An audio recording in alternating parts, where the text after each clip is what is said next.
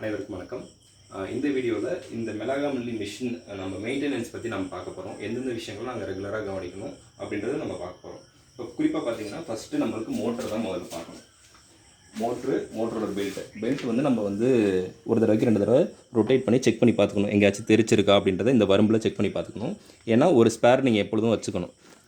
ஏன் அப்படின்னாக்க நீங்கள் கிரைண்ட் பண்ணிகிட்டு இருக்கும்போது அந்த பெல்ட் வந்து நீங்கள் கவனிக்காமல் விட்டு கட் ஆகிடுச்சு அப்படின்னாக்க உடனே நீங்கள் மாற்றுற அளவுக்கு ஒரு ஸ்பேர் வச்சுக்கணும். அதனால தான் நம்ம வந்து ரெகுலராக செக் பண்ணிக்கிறது பெட்டர். அண்ட் தென் வந்து இந்த போல்ட்டு, அதுக்கப்புறம் இந்த போல்ட் லூஸ் ஆச்சு அப்படின்னாக்க இந்த ரொட்டேட்டர் வந்து என்ன பண்ணால் இதில் வந்து கிரைண்ட் ஆக ஆரம்பிச்சிடும். ஸோ அதனால் இதை ரெகுலராக நம்ம செக் பண்ணணும், இந்த போல்ட்டையும். அடுத்தது மூணாவது பார்த்தீங்கன்னா இதில் க்ரீஸ் வைக்கணும். பார்த்தீங்களா, இந்த க்ரீஸ் வந்து நீங்கள் இதில் நீங்கள் ஃபுல்லாக அப்ளை பண்ணிட்டீங்கனாலே ஆட்டோமேட்டிக்காகவே அதிலேயே சோக் ஆகி இந்த ரொட்டேட்டருக்குள்ளார அது சோக் ஆகிக்கும்.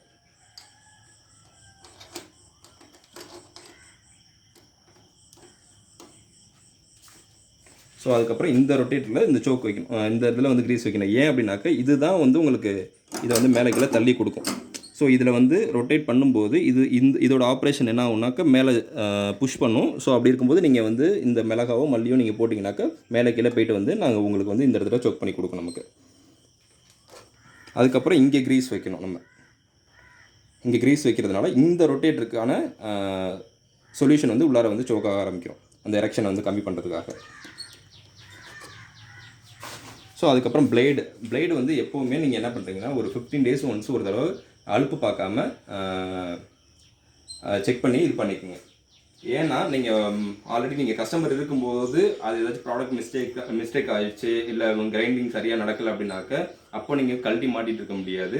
ஸோ அதனால் ஒரு 10 days ஒன்ஸ் நாங்கள் எப்பொழுதுமே இதை பிரித்து பிளேடோட கெப்பாசிட்டி எப்படி இருக்குது, இன்னும் எத்தனை கிலோ ஓட்டலாம் அப்படின்றத நாங்கள் செக் பண்ணிவிடுவோம். ஸோ அதனால் மெயின்டெனன்ஸில் முக்கியமான ஒரு விஷயம் வந்து இது எல்லாமே எக்ஸ்டர்னல் தான், நம்ம வந்து எப்போ வேணாலும் ஓப்பன் பண்ணி பார்த்துக்கலாம். ஆனால் இது வந்து இன்டர்னலாக இருக்கிறதுனால நீங்கள் 10 days ஒன்ஸ் இல்லாட்டி 15 days ஒன்ஸ் வந்து நீங்கள் இது மேலே உள்ள டாப்பை கழட்டிட்டு உள்ளார பிளேடோட வந்து கெப்பாசிட்டி எப்படி இருக்குது, இன்னும் எத்தனை கிலோ அரைக்கலான்றதை வந்து ஒரு தடவைக்கு 2 தடவை வெரிஃபை பண்ணிங்க. இல்லை ஒரு 75% வந்து முடிஞ்சிருச்சு, இன்னும் 25% தான் இருக்குனாக்க நீங்கள் அதை யோசிக்காமல் பிளேடை மாற்றிடுங்க. ஏன்னா கஸ்டமர் முன்னாடி நம்ம அதை மாற்றிட்டு இருக்க முடியாது. அதனால் நம்ம ஒரு 25% இருக்குனாலும் நம்மளுக்கு பெரிய பிரச்சனை கிடையாது. உடனே நீங்கள் கையோட பிளேடை ஃப்ரீயாக இருக்கிற டயத்துலேயே மாற்றிடுங்க. ரெண்டாவது வந்து லாஸ்ட் ஒன் வந்து இது.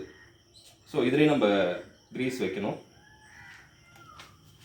ஸோ இதுக்கான வந்து சொல்யூஷன் வந்து இதில் வந்து சோக் ஆகி இந்த எரெக்ஷனை வந்து கம்மி பண்ணுறதுக்கு சோக் இதிலே எடுத்துக்கும். இதில் பார்த்தீங்கன்னா உங்களுக்கு தெரியும், அந்த ஹோல்லே வந்து ஆட்டோமேட்டிக்காக வந்து இந்த க்ரீஸ் வந்து உள்ளார போகிறது. ஸோ என்னோடய மாடல் மிஷினுக்கு இந்தந்த மெயின்டெனன்ஸ்லாம் நாங்கள் பண்ணிகிட்ருக்கோம். உங்களோட மிஷினுக்கு எந்தெந்த மாதிரியான மெயின்டெனன்ஸ்லாம் நீங்கள் பண்ணுறீங்கன்றதை கமெண்ட்டில் சொல்லுங்கள்.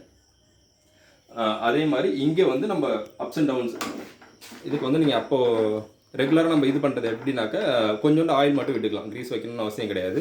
ஏன்னா அப்போக்கப்போ நம்ம மேலே கீழே அட்ஜஸ்ட் பண்ணுற மாதிரி இருக்கும். அப்போ வந்து நம்மளுக்கு ஸ்டக் ஆகாமல் இருக்கிறதுக்கு அடிக்கடி நம்ம வந்து ஆயில் விட்டுக்கிறது நல்லது.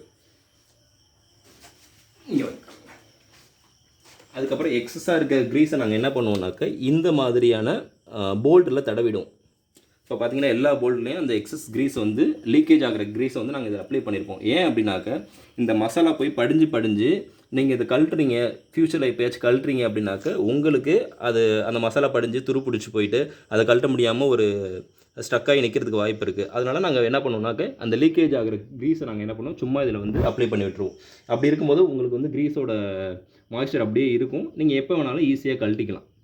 ஸோ இந்தந்த மாதிரியான சின்ன விஷயங்களை நாங்கள் வந்து ஃபாலோ பண்ணுறோம். அதேமாதிரி நீங்களே என்னென்ன ஃபாலோ பண்ணுறீங்கன்னு கமெண்ட்டில் சொல்லுங்கள். இந்த வீடியோ உங்களுக்கு பிடிச்சிருந்தனா லைக் பண்ணுங்கள், கமெண்ட் பண்ணுங்கள், ஷேர் பண்ணுங்கள். உங்களுக்கு எந்த டவுட்னாலும் கமெண்ட்டில் சொல்லுங்கள், அதுக்கான வீடியோஸ் நாங்கள் கண்டிப்பாக போடுவோம். மறக்காமல் நம்ம சேனலை சப்ஸ்கிரைப் பண்ணுங்கள். Thank you so much.